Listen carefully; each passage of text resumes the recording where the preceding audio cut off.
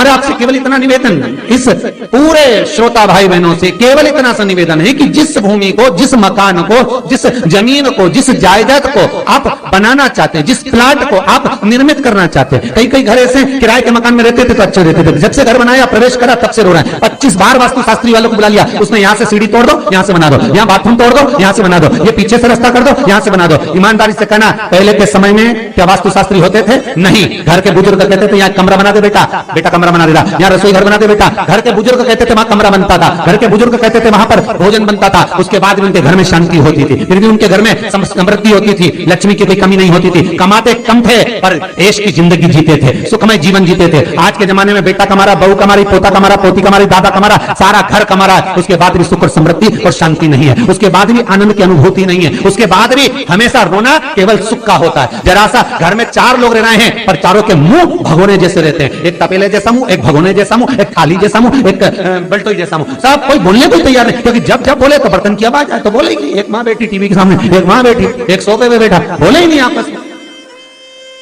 वो सुख गया का महाराज।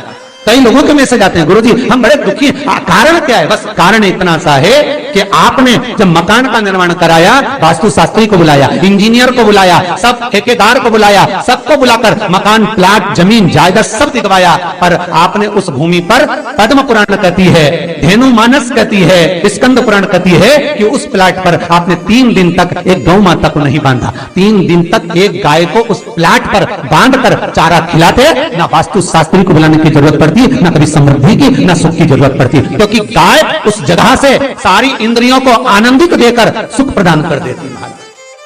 उस जगह के सारी रोग, बीमारी, कष्ट, तकलीफ, दुख को गौ माता खींच लेती। गौ माता जैसी जगत में कोई नहीं हो सकता। हाथ में घड़ी नहीं बांधती गौ माता, पर 4 बजे आपके यहाँ रोटी मिलती है तो 4 बजे खड़ी मिल जाती है।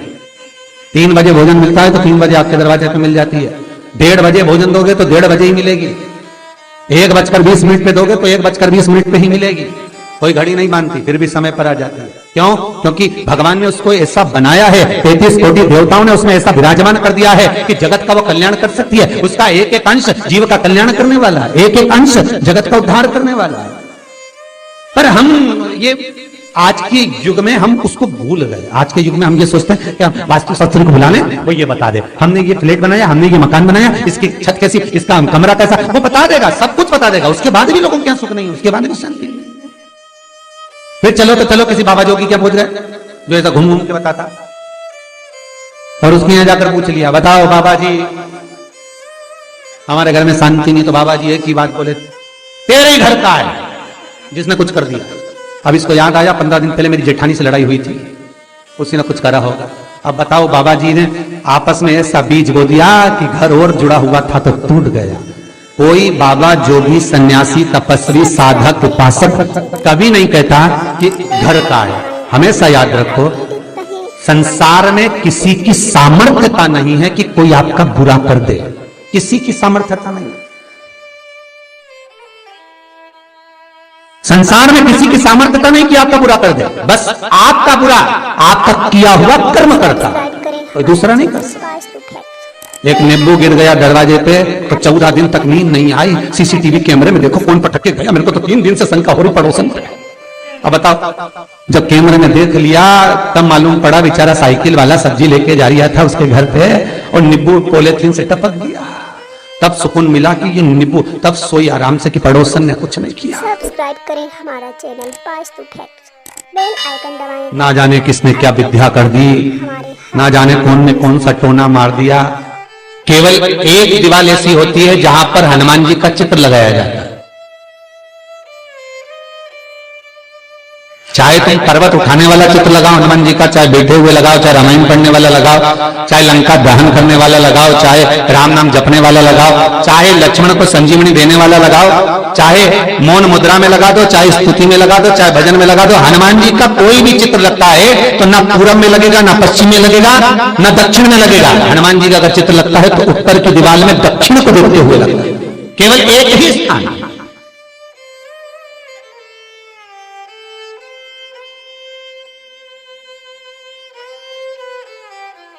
जैसे पूर्वजों के चित्र को, पितरों के चित्र को गए हुए हमारे जीवों के चित्र को दक्षिण में विराजमान किया जाता है, उसी तरह हनुमान को उत्तर में विराजमान कर कर दृष्टि दक्षिण में कर दी जाती है। घर में हनुमान जी के जितने फोटो होते हैं उसको केवल दक्षिण दिशा में लगा और उत्तर दिशा में लगा बिठा देते हैं और दक्षिण की ओर उनकी दृष्टि होना चाहिए, दक्षिण की ओर उनका मुख होना चाहिए। क्यों महाराज? अगर व्यक्ति के जीवन में कोई बीमारी आने वाली है, व्यक्ति के जीवन में कोई रोग आने वाला है, व्यक्ति के जीवन में अगर कोई कष्ट आने वाला है, व्यक्ति के जीवन में अगर कोई परेशानी आने वाली है, व्यक्ति के जीवन में कोई एक्सीडेंट का योग भी बनने वाला है, तो शास्त्र कहता है वो दिशा दक्षिण से ही बनता है।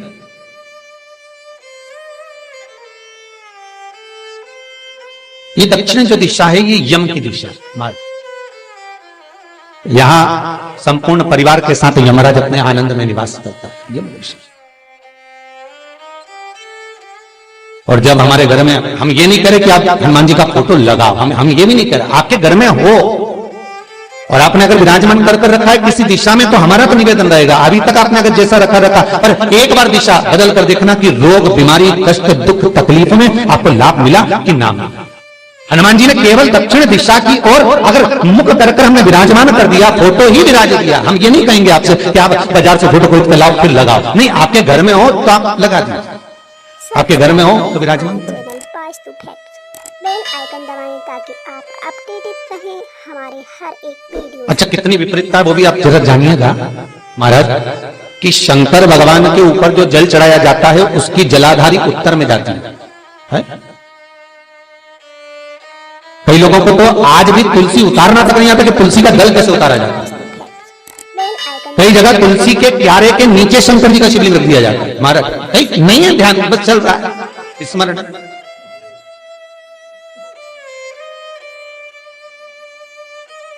भगवान शिव का जो जल जा रहा है वो उत्तर की ओर जा रहा है और हनुमान जी को उत्तर में विराजमान कर कर मुख दक्षिण की ओर कर दिया गया। क्यों? प्रबल दिशाओं में उत्तर और दक्षिण महाराज, ये जो दो दिशाएं इनको साधने के लिए कोई देवता आगे नहीं आता। अगर इन दिशाओं को कोई साधने वाला है तो केवल एक देव ही, वो महादेव ही हो सकता है। काल का हरण करने वाला वो महान काल ही हो सकता है। शंकर का ही एक अवतार है हनुमान जी महाराज, रुद्र अवतार महाराज। हनुमान जी से कहा तुम दक्षिण की ओर दिशा पर संभालिए, शिव जी कहते हैं मेरा जल जब उत्तर की ओर जाएगा तो इस दिशा को मैं संभाल, चिंता ना करिए।